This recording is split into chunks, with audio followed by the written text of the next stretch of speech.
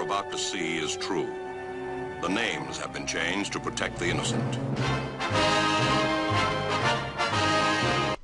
Welcome to Tashkent 2014, one of the preliminary tournaments leading up to the candidates final for the World Championship Challenger.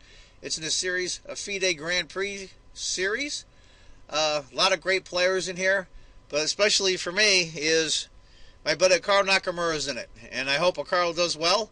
Anyway, folks, FIDE Grand Prix Series, Tashkent 2014. Games coming up. Here are the standings after 7 rounds in the current leg of the FIDE Grand Prix Series in Tashkent.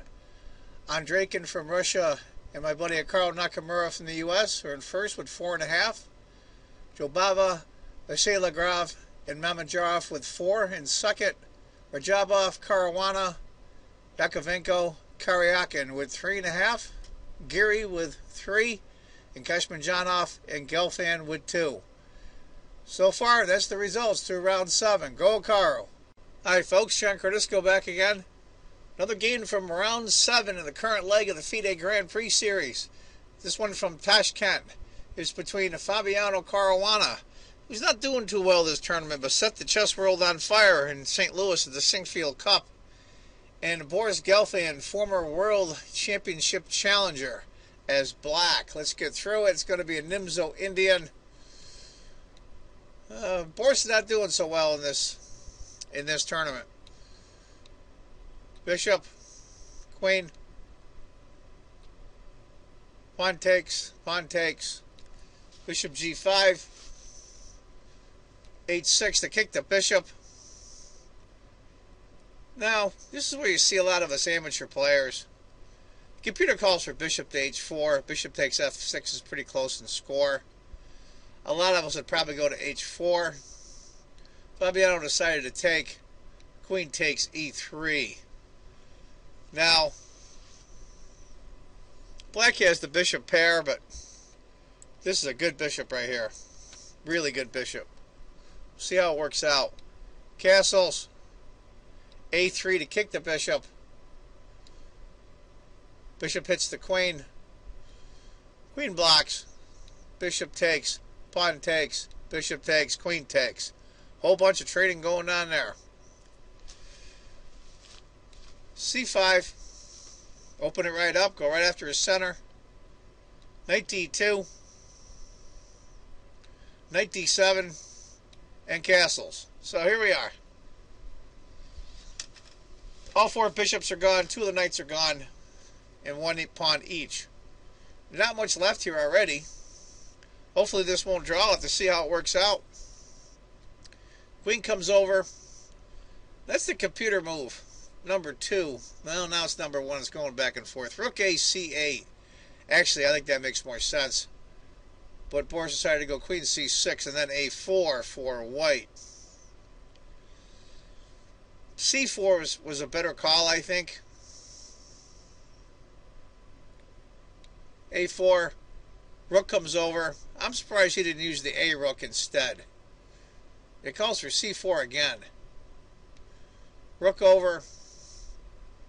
Rook FB1. Of course, that rook, because this pawn would be in Prix.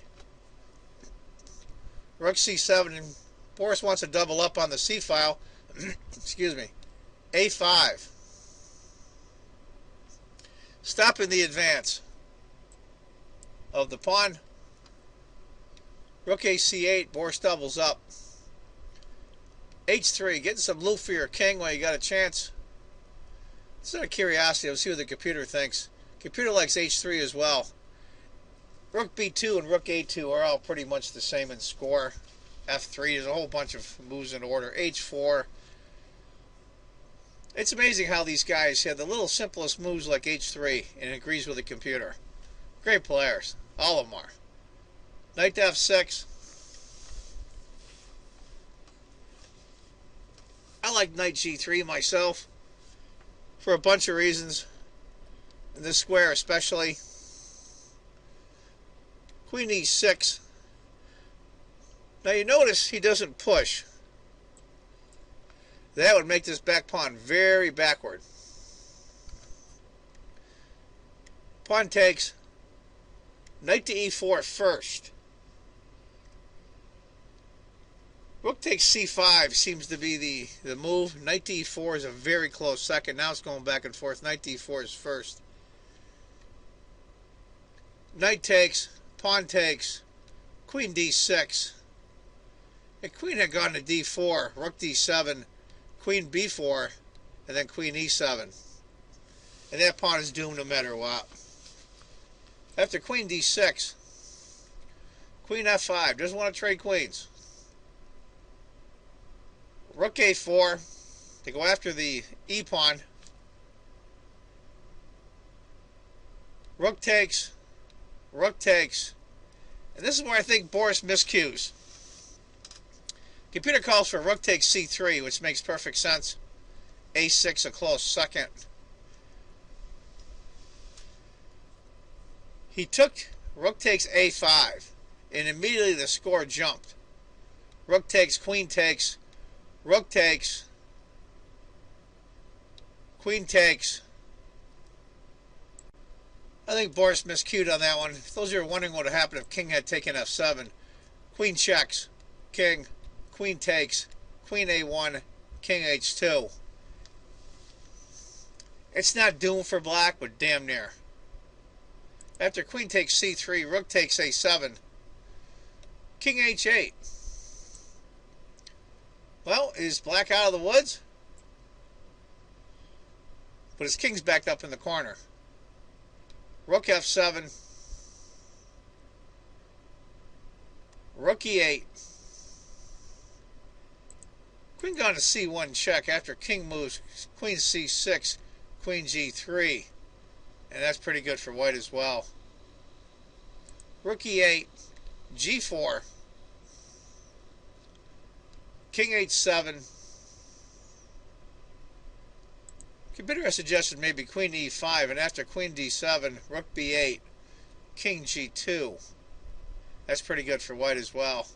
It's really tough for black to do anything here. He's so tied down because of his king. Queen d7, of course. Locking in that queen on this diagonal. Queen has to protect this pawn.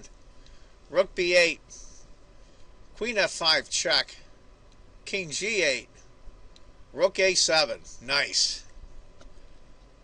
Looking to come here. Forcing that queen on c3 to stay on the diagonal. Queen to b2. Queen takes the pawn. Now he's down 2 full pawns. I mean, this is bad. Very bad. Rook f8. Figures to go after this pawn here. Queen to d5 check. King h7. And now rook f7.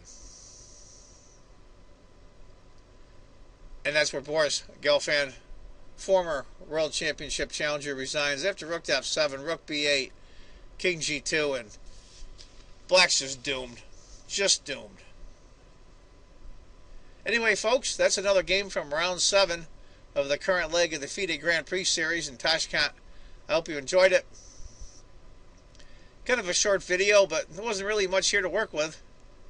Anyway, folks, I want you all to remember, if you think chess is just a game, you're not playing it right. Take care, folks. Bye-bye. We choose to go to the moon.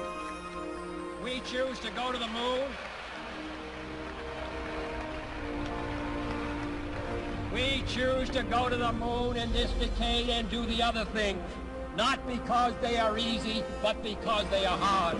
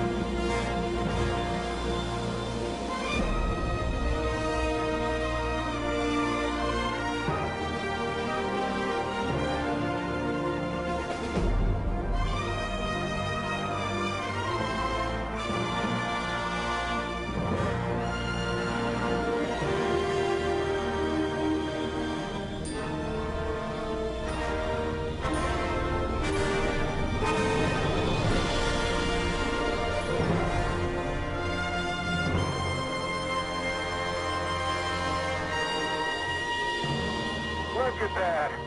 That's beautiful. It's got to be one of the most proud moments of my life, I guarantee you.